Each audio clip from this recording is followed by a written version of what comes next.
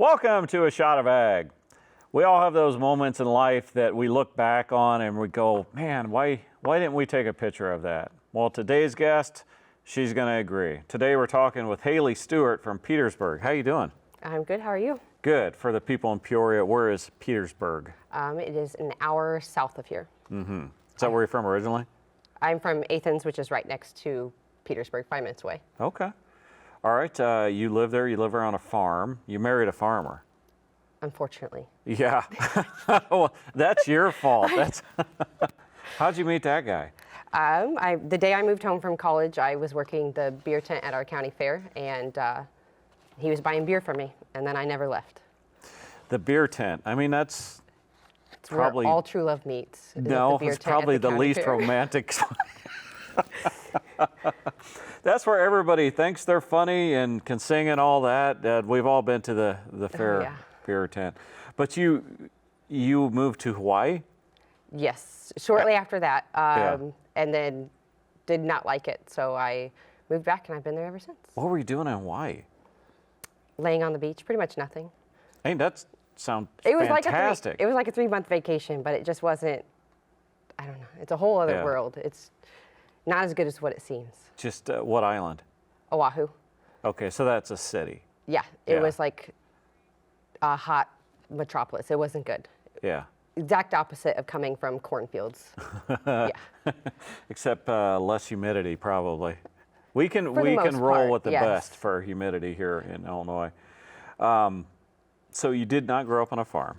I did not. I grew up in a farming community, but my family was not farmers. Okay. And so when you moved back, did you call this guy or did he call you? I guess he texted me while I was eating a cheeseburger across the fairgrounds. He said that's what sold it for him, was me eating a cheeseburger. Okay. Yeah, isn't that romantic? Even more than the beer tent story. Yep. Okay, I don't even know what to ask after that. That's funny. It's like I'm living a fairy tale every day. You knew you were going to marry a farmer. Were you prepared for farming life? I would like to think I was. I was prepared for farm life as just a wife. Mm-hmm. Adding kids into the mix, I was not prepared for that. Being pulled away from helping from a lot of the things that I got used to helping him with, and now having to try to do that while also watching our children. Okay, again, that's your fault, having the kids, but that's... I think that's only half my fault. I hear a lot of times that a non-farm spouse, will marry a farmer and then they get to the farm and they struggle knowing their role. They don't know what It definitely changes, which isn't a bad thing. I mean, there's nowhere else I would want to raise the kids. Mm-hmm. I think it's the best environment for them. It's just a lot of work away from the home and in the home, trying to coordinate schedules, and especially when you have side jobs or doing other things, you know, who's taking care of the animals today while we're on vacation with the kids, or it's a lot of planning out in advance that I was not used to prior. Yeah. Do you guys have livestock? Yeah, we have cattle, hogs, a horse, a donkey, some goats, some chickens. Oh my gosh. I like to say I'm starting a petting zoo. My husband does not love it, but... Does he have a choice, though? No. And these are just pets, besides the hogs and the cattle? I mean, the cattle and the hogs are not pets. The goat is a pet, yeah. My son walks him around on a leash in our yard. You can eat a goat. Well, we won't eat the goat. It's like a dog. Okay. I mean, can eat anything, right? Yeah, not the goat or the horse. That's where I draw the line. So you get on this farm. At what point does the photography come into your life? So the first couple of years that I was with my husband, TJ, Grandpa Jack was still around the farm working. His grandpa? Yes, right? his grandpa, Yep. Before he got sick. And there was all these like tall tales about how strong he was and how fast he could do this. And he was just like the best thing to his whole family, as he should be. But there wasn't anything to back up those stories. And maybe it's just my farmer, but he's pretty good at telling tall tales, and I don't know What? how much of it is true or not. So I just thought it would be nice to have the photos to go with those stories. So when Grandpa Jack did eventually pass away, it's not just us, telling future generations, this is what he did. We could show them. Yeah. And that's kind of like that picture that my husband took. That's kind of what inspired it. It was the only picture of him working, and I just thought that was unfortunate. That was what he loved. It was his passion. It was his life. He did that from the day he was born until the day that, he died. And there needs to be something to show for that, like for someone's life work. And so I want to provide that for other families, including my own. This picture is fantastic for me because this was my youth. Literally, you put my uncle in that tractor, and I would love to have a picture of that. But of course, we didn't have cell phones back when I was doing it. But even now, I don't think I'd ever think to take a picture of this. Yeah, I think my father-in-law wishes sometimes I wouldn't think to take a picture of it either. I'm always following him around. But my father-in-law is really, really great with my boys and taking the time to, explain things and how things work. So they're growing up loving it too. It's not a burden to them. They're doing these things, and my husband loves doing it. And it's because Grandpa Jack and his dad took the time and had the patience to show him how to do it. Yeah. And I want to capture what that feeling is, because at 5 and 2, they may not remember what it was like working with Grandpa when they were little, but I hope in the future I can show them what it was like. I don't know your father-in-law, but I might hazard to guess that maybe he doesn't mind it as much as he lets on. He's the first person. He had, I printed him a photo album this year for Christmas of a bunch of old farm photos that I found in albums, not necessarily of them working on the farm, but just pictures at our farm. Yeah. And then started filling it in every year with the pictures I'm taking. And I don't care what he says, he's the first person to show his card group all these pictures. See? Oh yeah. He's at the coffee shop at the elevator in the morning. He's telling everyone how hard his 5-year-old grandson works. Yep. Did you study photography? Did you major in it in college? I did not. I originally went to school for art, for graphic Where? design at SIU in Carbondale. Go Salukis. But I was not focused on school as much as I should have been. Right there with you. I did not pass the art entry exam. So I switched to journalism. So there was a little bit of photography and, the marketing and the graphic design of it that I had the base knowledge for, but really I hadn't picked up my own camera until much later. Okay. Hands of Harvest, that's your company. Yep. So was there a progression where you just taking some pictures for friends and made a business out of it? How'd that come together? So I started off with my husband and father-in-law, and at the time I only had my one son at our farm, and I posted a couple on Facebook, and everybody loved it. And this photo that my husband took on his cell phone is in every member of our family's house. And after seeing how much just one cell phone picture could mean to so many people, and how much everyone loved the pictures I was taking of my father-in-law, I wanted to be able to offer that to everyone. So it started doing it at no charge for local farm families, and in exchange, if they wanted to, they could donate to my Wreaths Across America fundraising group. So what's that? It's an organization that lays wreaths at national cemeteries across the U.S. So we fundraise for Camp Butler in Springfield. Which, we've talked to people with this before. You're talking thousands, tens of thousands of wreaths, right? Yeah, so last year our group raised almost 2,500, enough money for almost 2,500 wreaths. Okay. Yep. Yeah, that's really cool. Yeah, at Camp Butler, last I checked, there's over 30,000 people buried there. And so even my small portion wasn't very much, but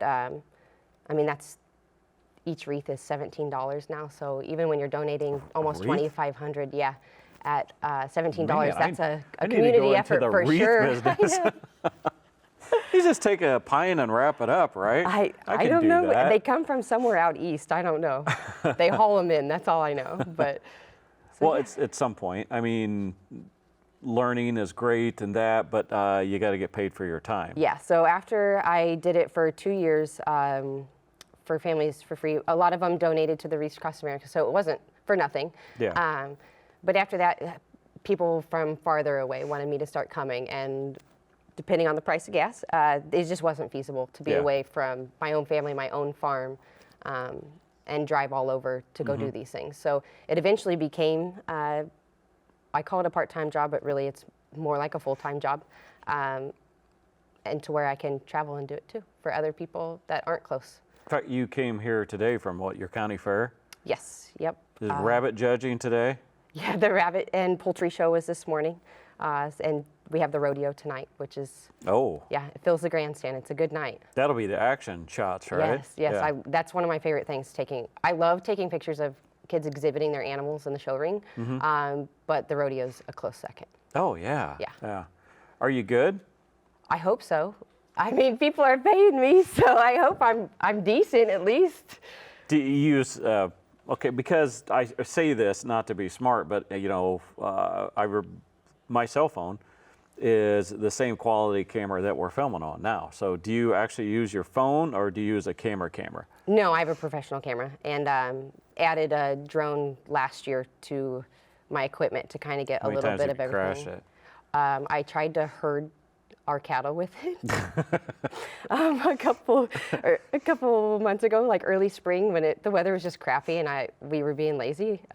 We had an angry cow in the back pasture give birth, and we wanted to get it up to make sure that it was okay, but she was not having it. So they're kind of terrified of the drone. So this sounds Okay. awful, but I flew it back there, and a gust of wind flew me right into a tree and crashed it. So it's the only time I feel like that's pretty good. I've done it too. You just replace the blades, or was yours worse? It was not operable. Oh. Yeah, I had to send it in and get a new one. I've got one in the bottom of a pond too, so don't worry too much about that. I figure one crash in 2 years isn't too bad. No, Yeah, no, that's not. Pretty good. Yeah. It's better than And how I drive my car, so. They take remarkable video.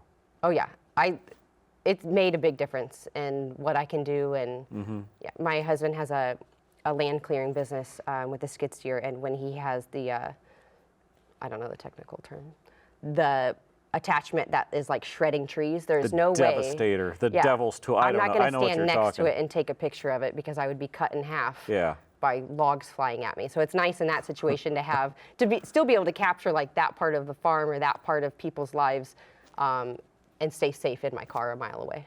What kind of camera do you have? My real camera is a Nikon. Okay. Is it like when you have one, you always want the next best one? Oh yeah, I just upgraded and I'm already thinking I should have upgraded a little bit more. Like what okay. This is a non-photographer question, but like what difference? I mean, Would the that more be? extensive you get, the faster they can take photos. I would say that is the main thing. So especially like tonight at the rodeo. Yeah. I mean, barrel racing or even like the bronc riding, you have to be quick. So the more pictures you can take in a second to get the horse or whatever perfectly positioned, the better off the chance of capturing what you want. So you want is. the one that goes. Yeah, yeah, rapid fire. Okay, when you get called out to a farm, right? What are people? What do they say? What do they want you to capture? A lot of times it's a family member wanting to capture the grandpa or the head of the farm who is about to retire, or That sounds horrible. maybe That sounds like I my know. personal hell. You've got to follow my grandfather around who hates getting his picture taken and take his picture. That's your job. Yeah, but I like it, especially in different parts of. I mean, I've only known one farm community my whole life, so I know how we do things. But I'm a big believer in not doing things just because that's the way you've done it for Yeah. 60 years. You know, traveling to other states like this year, I have one booked in Southern Illinois, Northern Illinois, and Missouri so far. And even Southern Illinois is way different than how we do things here. I went down for wheat harvest about a month ago in Southern Illinois, and they cut their wheat like over a month before ours. And she was telling me the cost of renting per acre, the cash rent price, and it blew my mind compared what they're paying to compared to what we're paying. I'm like, that is just not growing up on a farm. It just blows my mind how we're only 2 hours away, but things could be so different. So I'm learning from them and providing them with something that they get to keep in return. Mm-hmm. So do you get that? Do you get, I could say this because I'm a farmer, grumpy, nasty, just whatever. Do you get to a point where they're like, okay, maybe you should take a picture of me doing this? You know, they want it, but they are never going to admit that they do. I have more trouble with high school boys than I do with old farmers. You're kidding me. No, I would say old farmers, they want to act like they don't like it, but they're the first ones who want to look at it later. I'm Is that girl super got fast. those pictures, those Polaroids to us yet? I tell them that they only have to stop the equipment for 10, 20 minutes at most. And the wheat harvest in Southern Illinois, when I got in the combine with one of the equipment operators, he's like, you don't have to sprint across the field like that. And I'm like, I do, because I don't want to inconvenience anyone. Yeah. I want you to enjoy this experience and not feel like I'm putting you behind. Like I want it to be like I'm not here. So if that requires me to sprint across the field to get in the combine so you're not stopping for more than 30 seconds, then I'm good with that. Yeah. Because I want people to tell their neighbors or whoever, like, Sure. we didn't even know she was there. And she gave us these photos, and it's something that we can cherish forever. Do you want me to give you a sales pitch? Maybe. Sure. Okay.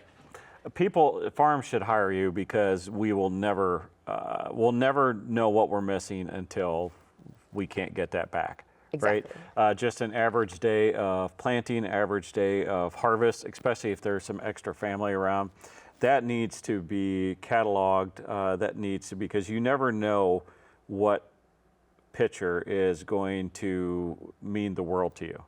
A lot of times this stuff just flows. My favorite picture in the whole world was taken by a trail camera. It wasn't even supposed to be a picture taken. But you never know what moment or what collection of people that might not be there next year. Mm-hmm. And that's why a farm really needs to, farms never think about this stuff because we're so corn, soybeans, that's what it is. They need to stop. They need to have a day where maybe they aren't going to get the most done, but yet they're going to have a lifetime of memories with you.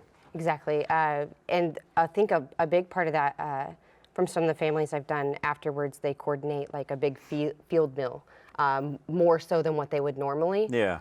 So they take even just like a 20-minute break. And I don't know about other farms, but I do not cook like my husband's grandma did. There will be no That's what he was saying. There will be no field meals like she provided, or even my mother-in-law. She's a great cook. I am not. If you want McDonald's, I got you, and I'll go get it, and I'll deliver it to you, and I won't complain about it. But I'm not bringing crock pots to the field for you. And so I think that's something special, like not something even directly related to farming. But I know my husband would love pictures of Grandma Jean, dishing out her famous beef and noodles to everybody who was working that day, and he doesn't have that. And it's just small things like that. He could tell you exactly what year our last drought was and what the corn made that year. But it's harder to remember the small moments in between the big ones that you don't want to forget. Yeah. Looking back, he didn't know that was going to be Grandpa Jack's last tractor ride. Thankfully, he caught it, but maybe he didn't, and then we would have nothing. Like you don't know when someone is going to get sick. There's been several times closely after I've done farm photo shoots that something has happened to someone and my photos have been used in their memorial service. Mm-hmm. I mean, that's absolutely not what I hope for, obviously, but that's got to give you that a little captured their true self, you know? And so then when they're memorializing that person, they get to see who they were, not a department store headshot, So it just makes it more meaningful on all aspects of life for everyone involved. You're part of the Real Ag Stock Company. Yes. Yeah. We've had Erin Inley on before. Yeah, she's amazing. She's not a real good photographer. Yeah. Well, I think she's excellent. She took our farm photos this year, and I have them blown up all over my house. I guess she's okay. Yeah. She's not only a great photographer, but she's built a wonderful community of ag photographers. Yeah, that's what I don't get. That's what I asked her. I was like, why? This is your competition. You should be looking at someone like you and going, I want to crush her. But no, she's like, I want to help. Well, she's so good that weird. she has a wait list. So now she's kind of got to share the love with everybody else. But this is like a stock photos, right? So if someone's doing I don't know, a report on cattle, they can pull up this thing and, you know, they'll take your picture. Do you get some money? You get credit? Is that how it works? Yeah, so they have like yearly subscriptions from the larger ag-based companies to buy. You can search keywords on there, like if you're wanting a specific cattle photo or whatever, and then all of the photos pertaining to that. And if someone purchases my specific one, then I get a percentage of the total sales that month. Nice. Yeah, so it makes it's nice because now when you see big companies like that using photos, they're coming from real farm families and most of the photographers in her organization live on farms, have grown up around it, so they know what to take the pictures. They're not post pictures, they're real life, what's really happening on the farm. By people that understand. Yes, it makes it a way more authentic experience for the advertisements. It's easy to hate on the ag producers when they are faceless and nameless. I say that because when I wasn't on a farm, it was so easy to be mad. You hated me? No, I didn't hate you. I had a lot of friends growing up who were farmers, but it was easy to be mad in the morning when you're running late and you get stuck behind someone on the road. Oh, yeah. You know? Y'all hate that. And I didn't understand it. I'm like, why can't they just move their equipment at 9 a.m. when everyone's already at work or already at school? Like, it was a big inconvenience for me. And now that I'm a part of a farm family, I get it. Like, you move when you have to move. Like, there's a timetable for everything. And I mean, I still don't check the weather, but my husband does. And so if he needs to move at 8 a.m. during rush hour traffic to beat the next rain, he's going to do it. And I understand that more now, but just seeing a tractor and not knowing who's in it, it's way easier to judge those people. Whereas if people see that, these are your neighbors, these are the kids on your son's baseball team, they're the ones producing your food, your livestock. It's easy to say, well, they should do it this way, when you know nothing about it. Well, not just that, but like when it comes to, I don't know, potential loss, right? Banning of whatever herbicide where a person just hears that and they're like, well, just a bunch of factory farms or whatever, without any knowledge of it, just to get a personal thing to where they could realize, okay, maybe it's not just some nameless company that's producing our food, it's actually a real person. Yes, exactly. Especially with, we have beef primarily for livestock, and a lot of my friends, and they're going to give me crap for saying this, but who live in big cities and not in farm communities, they're like, well, why don't you raise them like this? And it's like, there are people who do, and that's great for them, but this is what works for us based on our climate and what we're able to grow with what we have. What's the name of your friend that asked you that? I'm not going to say. I'm sure she'll watch this, but you could whisper it to me. No, it's very common for the grass-fed versus grain-fed debate. Yeah, definitely. Without understanding, and either way, I mean, if you're buying from a local farmer, it's going to be quality meat, and it's a personal preference. But judging someone for doing it one way or the other before you know the full facts of why they do it that way, I just don't think that's fair to the farmer. No, and it's, as a farmer, it's partly our fault because we don't tell the story. You're doing a great job, which gets me to this. If people want to find you on the internet, social media, where do they go? Handsofharvestphoto.com, or I'm also on Facebook and Instagram, Hands of Harvest. Okay, and a farmer how far do you go? Again, my husband won't like that I'm saying this, but I will go wherever. Everything has a price, doesn't it? Yeah. Well, not only that, I mean, if I can coordinate a vacation in with it, then I may not even charge travel fees. What about a farmer in Oahu?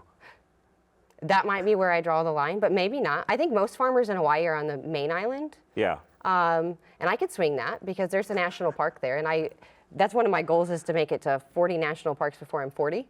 So if there's if you farm next to a national park, call me and I'll Discounted rate. yeah, I'll stop by, take your photos, and then I'll head over for a hike. Well, Haley Stewart from Petersburg, Hands of Harvest, go check her out. And if you're a farmer, I mean, and you can check the other ones too. There are people out there that will give you some pictures that you like. We didn't even get into it. I wish I had pictures of my old equipment that are no longer on my farm. It's like adopted kids, but anyway. Haley, I want to thank you for what you do. Your pictures are beautiful, and you ought to be really, really proud of what you're doing for agriculture. So Haley, thank you very much. Everybody else, we'll catch you next week.